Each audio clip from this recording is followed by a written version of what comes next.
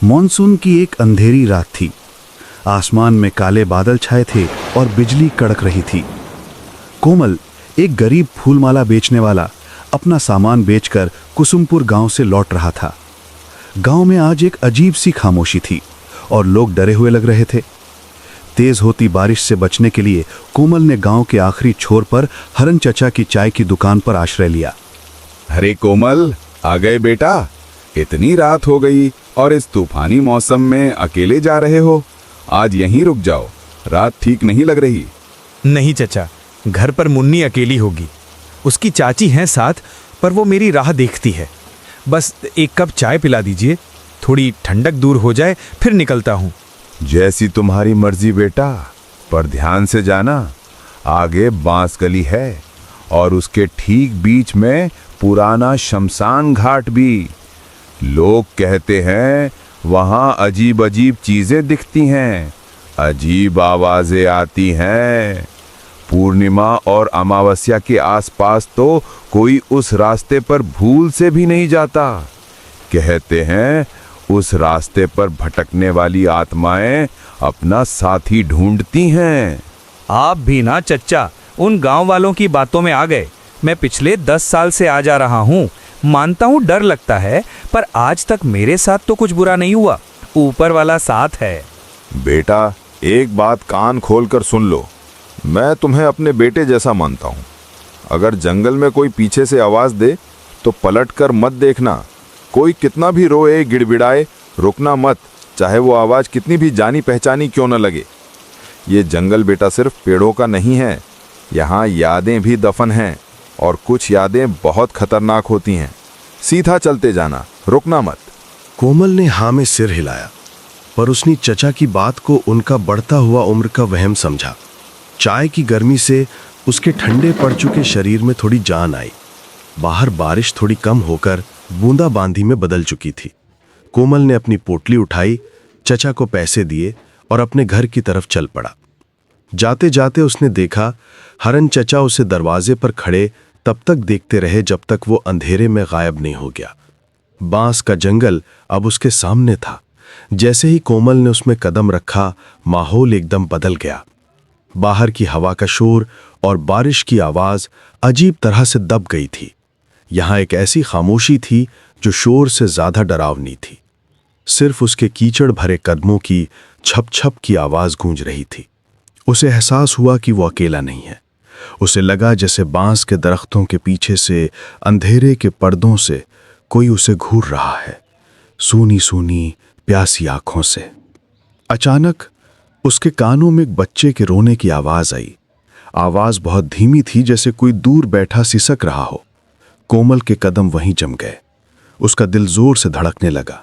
हरन चचा की बात उसके दिमाग में गूंजी, पलट कर मत देखना। कौन है वहां? रोने की आवाज बंद हो गई। एक पल के लिए सन्नाटा छा गया। कोमल को लगा शायद ये उसका वहम है। उसने एक लंबा सांस लिया और आगे बढ़ने वाला था कि उसे अपने कंधे पर एक बर्फ जैसा ठंडा हाथ महसूस हुआ। डर के मारे कोमल की चीख निकलते निकलते रह गई। कोमल ने अपनी सारी हिम्मत जुटाकर पलट कर देखा। एक 12-13 साल का लड़का खड़ा था, बारिश में पूरी तरह भीगा हुआ। उसके कपड़े फटे हुए थे, चेहरे पर कीचड़ लगा था और उसकी बड़ी बड़ी आंखों से आंसू बह रहे थे। चेहरे पर ऐसी मासूमियत थी कि एक पल के लिए कोमल अपना सारा डर भूल गया। कौन हो तुम बेटा? और यहाँ इतनी रात में अकेले क्या कर रहे हो? दादा डरिए मत, मेरा नाम रजत है। मैं पास के गांव का हूँ। रास्ता भटक गया था। मुझे आपकी मदद चाहिए। मेरा छोटा भाई वो मर गया है। ये कहते हुए रजत फूट फूट कर रोने लगा। सुबह से उसकी लाश घर पर पड़ी है। गांव में कोई मेरी मदद नहीं कर रहा। सब कहते हैं ये मनहूस है। उसकी माँ भी नहीं है और बाबा शहर गए हैं। मैं अकेला क्या करूं? क्या आप उसके अंतिम संस्कार में मेरी मदद करेंगे? कोमल एक भला आदमी था। उसने जिंदगी में बहुत दुख देखे थे। अपनी पत्नी राधा को अपनी आंखों के सामने तिल तिल मरते हुए देखा था। एक बच्चे की आंखों में इतना दर्द देखकर उसका दिल पिघल गया। वो अपनी सारी थकान, अपना डर और हरन चचा की चेतावनी सब कुछ भूल गया। ठीक है बेटा, रोना बंद करो, मैं हूं ना। कहाँ है तुम्हारा भाई? चलो मैं तुम्हारी मदद करूंगा। कोई भी बच्चा इस तरह अकेला नहीं रहना चाहिए। रजत ने आंसू पहुंचते हुए कोमल की तरफ देखा। उसके चेहरे पर एक अजीब सी राहत थी। वो कोमल को जंगल के और अंदर ले जाने लगा, उस कच्चे रास्ते पर जहां कोई नहीं जाता था। ये रास्ता और भी घना और डरावना था। कोमल ने महसूस किया कि जहां जहां रजत पैर रख रहा था वहां कीचड़ में कोई निशान नहीं बन रहे थे, और उस लड़के के शरीर से एक अजीब सी ना बर्दाश्त होने वाली ठंडक निकल रही थी जो बारिश की ठंड से अलग थी। कोमल ने इन बातों को अनदेखा कर दिया, ये सोचकर कि शायद डर और थकान की वजह से उसका दिमाग उसके साथ खेल खेल रहा है। थोड़ी दूर चलने के बाद एक अजीब सी सड़न की बदबू आने लगी। ये किसी मरे हुए जानवर की नहीं, बल्कि सड़े हुए इंसानी गोश्त की बदबू थी। बेटा, ये कैसी बदबू है? बस हम पहुंच गए दागा। रजत कोमल को एक छोटी सी खुली जगह पर ले आया। ये जगह बांस के दरख्तों से ऐसे घिरी थी जैसे कमरा हो। यहां जमीन पर गीले पत्तों के ढेर के नीचे एक शरीर पड़ा था। कोमल ने कांपते हुए हाथों से अपनी टॉर्च की रोशनी उस पर डाली। अगले ही पल उसकी आंखें डर से फट गईं और उसके मुंह से एक घुटी हुई चीख निकली। वहां जमीन पर एक लड़के की लाश पड़ी थी, पर वो सिर्फ लाश नहीं थी, वो एक भयानक मंजर था। जानवरों ने उसे नोच नोच कर खा लिया था। उसका चेहरा पहचान में नहीं आ रहा था। ये कौन है? तुम्हारा भाई? तभी रजत जो उसके साथ खड़ा था, उसने एक ठंडी लंबी सांस ली। वो सांस किसी जिंदा इंसान की नहीं लग रही थी। उसकी आकृति धुंधली होने लगी, जिसे पानी में रंग घुल रहा हो। वो हवा में उठकर उसी लाश के ऊपर मंडराने लगा। उसका मासूम चेहरा अब बदल चुका था। उसकी आंखें काली और खाली गड्ढों जैसी हो गई थी, और उनमें एक ऐसी नफरत और भूख थी जिसे देखकर कोमल की रूह कांप गई। ये मैं ही हूं, मुझे इन लोगों ने मार दिया। अब तुम मेरा अंतिम संस्कार करोगे, हमेशा के लिए। कोमल चीखता हुआ वहां से भागा। वो पागलों की तरह दौड़ रहा था, ये भी नहीं देख रहा था कि वो कहां जा रहा है। उसके पीछे रजत की खौफनाक हंसी गूंज रही थी, एक ऐसी हंसी जो किसी जीते जागते इंसान की नहीं हो सकती थी। भागते भागते आखिरकार कोमल जंगल से बाहर निकला और बेहोश होकर सड़क पर गिर पड़ा। अगली सुबह जब उसकी आंख खुली तो वो हरन चचा के घर के अंदर एक चारपाई पर लेटा हुआ था। सूरज की रोशनी खिड़की से आ रही थी। उसके सर पर गीली पट्टी रखी थी और शरीर पर कई खरोंचें थीं। एक पल के लिए उसे लगा जैसे कल रात एक बुरा सपना था, पर फिर उसे सब याद आ गया। जंगल, रजत का मासूम चेहरा, वो लाश और वो खौफनाक हंसी। वो हड़बड़ा कर उठ बैठा। शांत तो हो जाओ बेटा, शांत हो जाओ, तुम सुरक्षित हो। रात में जब मैं दुकान बंद करके लौट रहा था तो तुम सड़क पर बेहोश पड़े थे। उसने हरन चचा को सारी कहानी सुनाई, हर एक बात, हर एक खौफनाक पल। कोमल, वो भूत कोई और नहीं, मेरा ही बेटा रजत था। तुमने जो लाश देखी वो उसी की थी। ये सुनकर कोमल हैरान रह गया। उसकी मां के मरने के 3 दिन बाद वो शहर से लौट रहा था। वो अपनी मां से बहुत प्यार करता था। उसकी मौत की खबर सुनकर वो पागल सा हो गया था।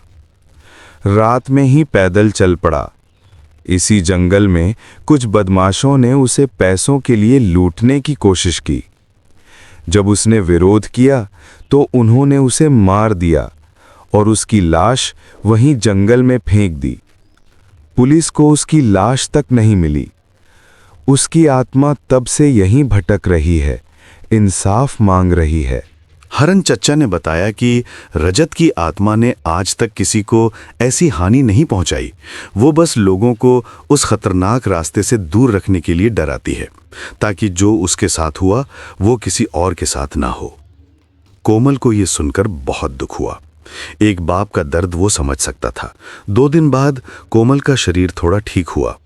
उसने अपना सारा सामान बांधा, उसने फैसला किया कि वो रात में ही निकल जाएगा, पर इस बार बांस गली वाले रास्ते से नहीं, बल्कि लंबे घूमकर जाने वाले खेत खलियानों के रास्ते से। जब वो हरण चचा की दुकान के पास से गुजरा तो दुकान बंद थी। अचानक उसे लगा कि हरण चचा हाथ में एक छोटी सी मिट्टी की हंडी लिए जंगल की तरफ जा रहे हैं।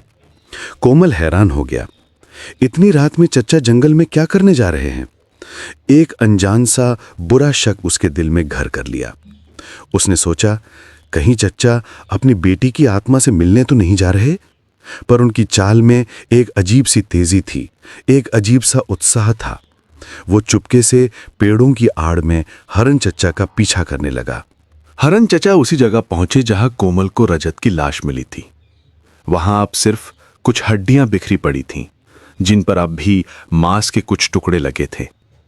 हरण चचा ने मिट्टी की हांडी नीचे रखी। बेटा रजत, देख मैं तेरे लिए क्या लाया हूं। तू अकेला है ना, इसीलिए मैं तेरे लिए एक नया दोस्त लाया हूं। वो फेरी वाला। वो बहुत डर गया था, पर मैंने उसे रोक लिया। अब वो लौट कर जा रहा है, पर रास्ता भूल जाएगा और फिर वो तेरे पास आ जाएगा हमेशा के लिए। अब तू अकेला नहीं रहेगा, हम दोनों मिलकर तेरे लिए और भी दोस्त लाएंगे। कोमल ये सुनकर पत्थर का हो गया। उसके दिमाग में सब कुछ साफ हो गया। कोमल को एहसास हुआ कि वो एक जाल में फंस चुका है। कोमल चुपके से वापस मुड़ने लगा, पर उसका पैर एक सूखी टहनी पर पड़ गया। एक तेज खट की आवाज अंधेरे में गूंज गई। हरण चचा और रजत की आत्मा जो वहीं खड़ी थी, दोनों ने एक साथ कोमल की तरफ देखा। हरण चचा के चेहरे पर अब वो भोलापन नहीं, बल्कि एक शैतानी जीत वाली मुस्कान थी। रजत, देख तेरा दोस्त आ गया। वो जाना नहीं चाहता, खेल उसके साथ। रजत की आत्मा, जिसका चेहरा अब पूरी तरह से खौफनाक हो चुका था, एक झटके में कोमल के सामने आ गई। उसका चेहरा अब एक बच्चे का नहीं, बल्कि एक भूखे भेड़िए जैसा लग रहा था। नहीं चाचा, तुम एक शैतान हो। पर उसकी चीख बांस के जंगल के अंधेरे में दब कर रह गई। अगले दिन सूरज फिर निकला।